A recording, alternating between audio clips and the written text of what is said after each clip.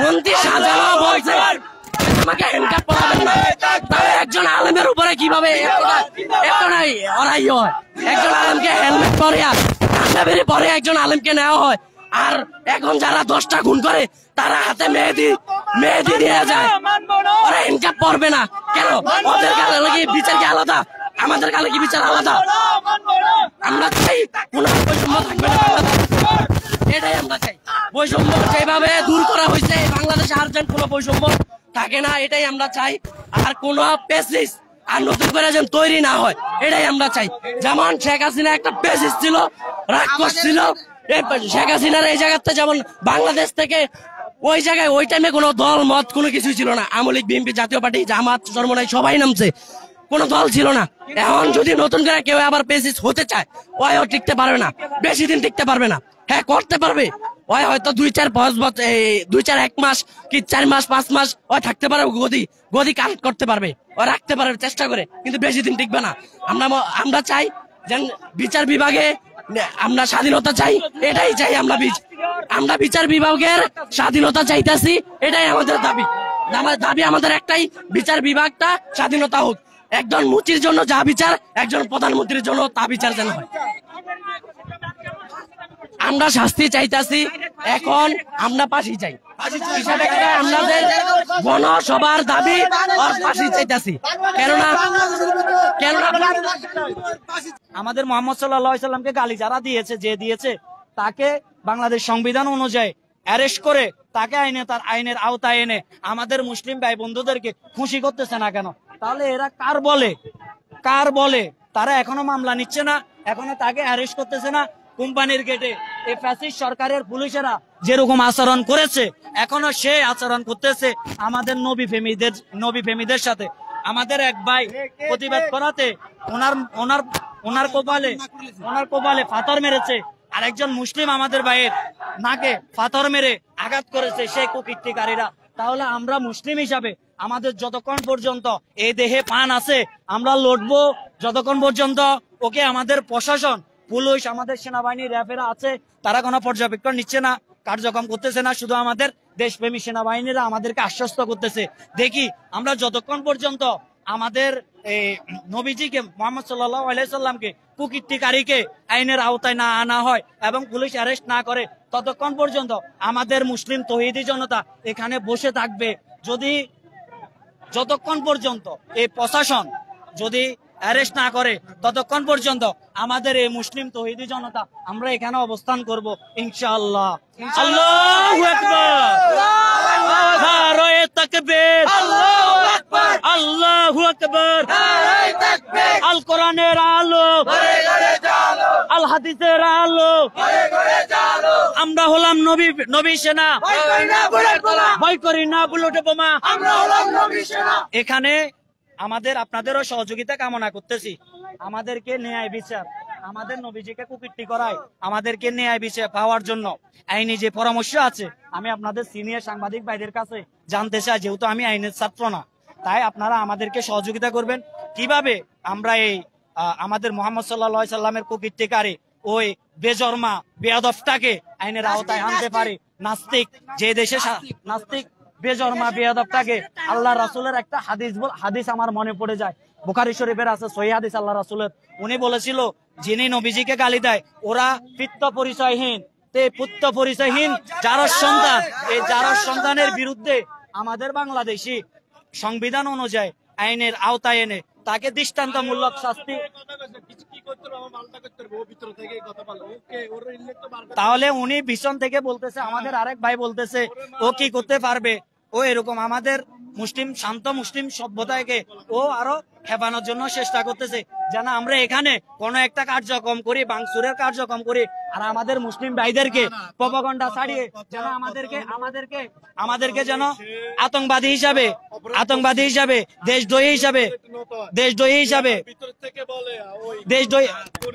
কর্মীদের আছে, ওরা ভয় পায় বলতে আছে কি আমার কি বালটা হালাইছে, এটা বলে ও ভিতরে বসে রয়েছে রিল্যাক্স এসির তলে। আর হইলে আমরা এখানে আন্দোলন করে হলে গান পড়াই, ও হইলে বেশির মেয়েদের বসে বুঝেন না ওর হ্যাডমটা কিরকম। হ্যাঁ, ওর হ্যাডমটা কিরকম এবার বুঝেন। আমাদের দাবি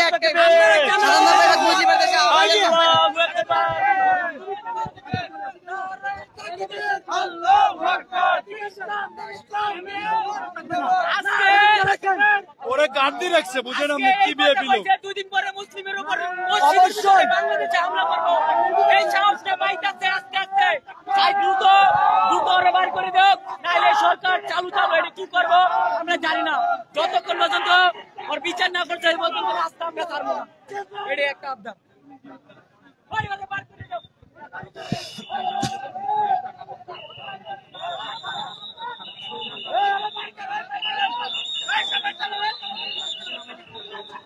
দর্শক সরাসরি দৈনিক জগদী ফেজুল আমি দেখতেই পাচ্ছেন দর্শক, সেনাবাহিনীর সদস্যরা রয়েছে অবস্থা। দর্শক আমরা দেখানোর চেষ্টা করছি রবিজি নামে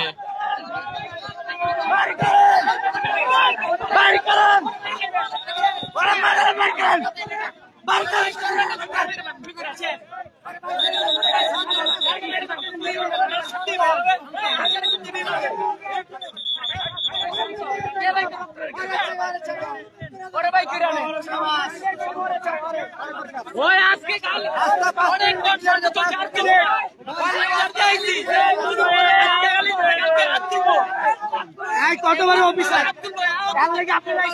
সমাধান হয় না ভাই,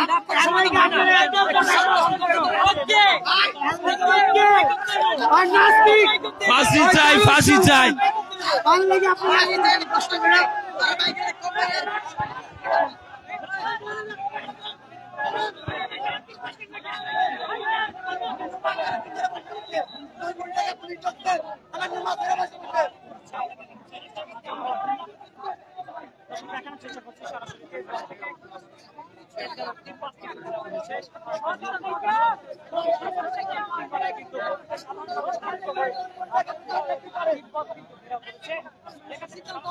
দর্শক দেখতে পাচ্ছেন তিব্বত ঘেরাও করেছে সাধারণ মানুষ। দর্শক দেখতে পাচ্ছেন আপনারা সরাসরি দর্শক সেনাবাহিনী সদস্যরা তারা নিয়ন্ত্রণ করতে পারছে না দর্শক।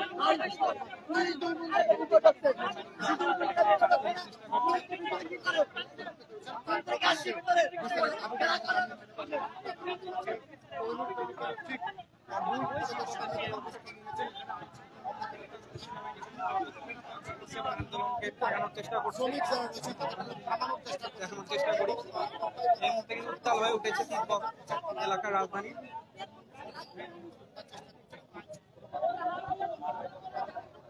সেনাবাহিনী কিন্তু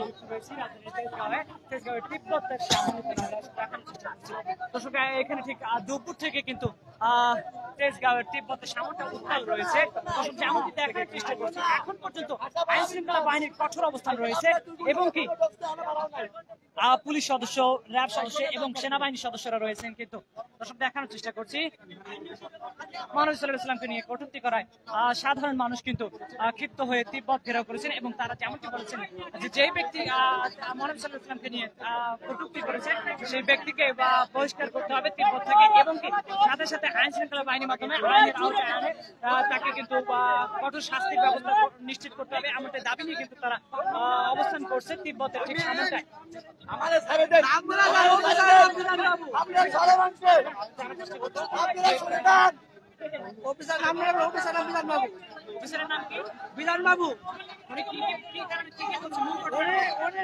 কটূক্তি করার কারণে আজকে আন্দোলন, এছাড়া কোনো আন্দোলন নাই। আমাদের কোম্পানির ভিতরে আন্দোলন, আমরা কোম্পানিতে চাকরি করি, কিন্তু এর আগে কোনোদিন তিব্বতে কোনো গন্ডগোল হয় নাই। 1 তারিখে স্যালারি দেয়, সবকিছু ভালো, ফ্যাসিলিটি সবকিছু ভালো, কিন্তু বিলাস বাবু আমাদের নবীজিকে নিয়ে কটূক্তি করার কারণে আজকে সমাবেশ। এর আগে আপনার এর ব্যবহার, আচার ব্যবহার অনেক খারাপ, অনেকের সাথে খারাপ ব্যবহার করছে, কিন্তু কেউ কোনো আন্দোলন করে নাই, কেউ কোনো করে নাই। শুধু নবীজিকে গালি দেওয়ার কারণে আজকে আমাদের আন্দোলন চলছে, চলবে। এখন জুতার বেলা দেওয়া বাড়ি করুক, তাহলে আমাদের হাতে তুলে দেখে এই জায়গায় চলতেই থাকবে। আইন শৃঙ্খলা বাহিনী আমাদের বলতেছে যে আইনগত ব্যবস্থা নেবে। আইনগত কি ব্যবস্থা নেবে ভিতর থেকে এখন পর্যন্ত জানায় নাই, ভিতর থেকে তো জানাইতে হবে। ভিতরে ঢুকেছিল, তারা ভিতরে ঢুকেছিল, তারা ভিতরে ঢুকেছিল, কিন্তু তারা এখন পর্যন্ত সিদ্ধান্ত দেয় নাই যে আমাদের সে কি আইনগত ব্যবস্থা নেবে। এই বিষয়ে কোনো কিছু আমাদের জানে নাই। আমরা তার ফাঁসি চাই, নাহলে এই শ্রমিকদের হাতে, এই জায়গায় বলে জলগণ আছে তাদের হাতে বিধানবাবুরা উঠাই দেয়, বিধানবাবুরা উঠাই দেয়। হ্যাঁ, এর আগে অনেকের সাথে শ্রমিকের সাথে খারাপ আচরণ করছে, আসলে শ্রমিকের সাথে অনেক নির্যাতন করছে। কিছুদিন আগে এক শ্রমিকরা ধাক্কা দিছে, লাঠি দিছে, এরকম আর অনেক রেকর্ড আছে। ও মানুষ যদি নামাজ পড়তে যাইতো সে নামাজ পড়তে দিত না, মানুষ যদি ইফতারি করতে যাইতো সে ইফতারি করতে দিত না, মানে ইফতারি করতে গেলে তারা বলে দিতে হবে, নামাজ পড়তে গেলে সে নামাজ পড়তে দিত না। কি কারণে? সে একজন ইহুদি, সে একজন হিন্দু। আমি একজন মুসলিম হইয়া আমি চাবো না আমার নবীজি কেউ গাল দিবে, সেটা আমি কখনো সম্ভব না। তারে আমরা পুলিশকে ফার্স্টে বলছি, আইন শৃঙ্খলা বাহিনীকে, আপনারা ওরে জুতার মালা গলায় পরাইয়া আপনাদের হাতে নিয়ে যান।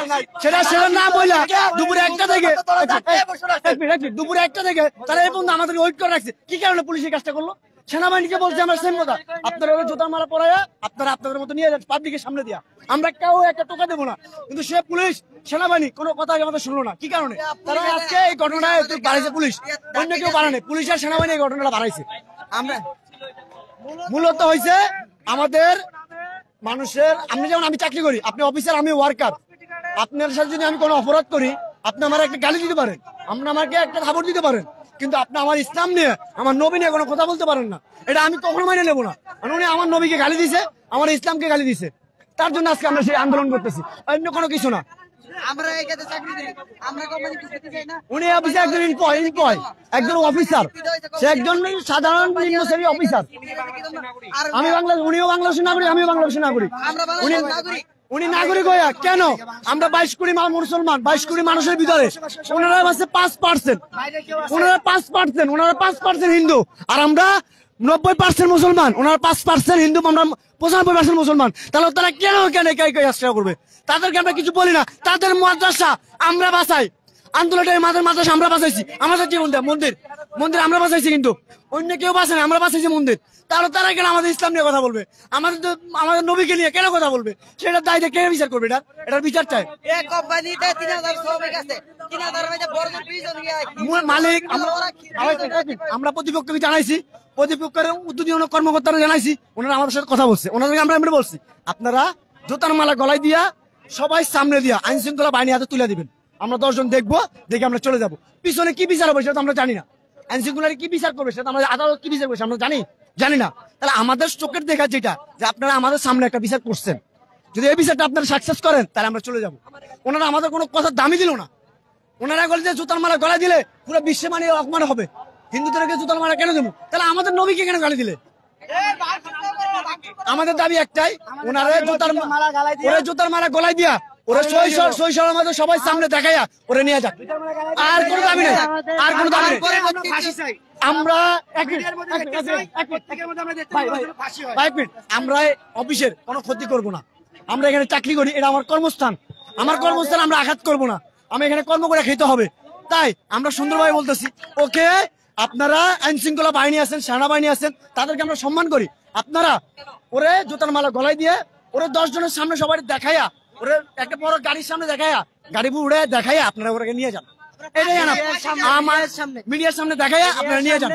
আমাদের আর কোনো দাবি নেই, যদি এই দাবি পূর্ণ করেন আমরা চলে যাবো।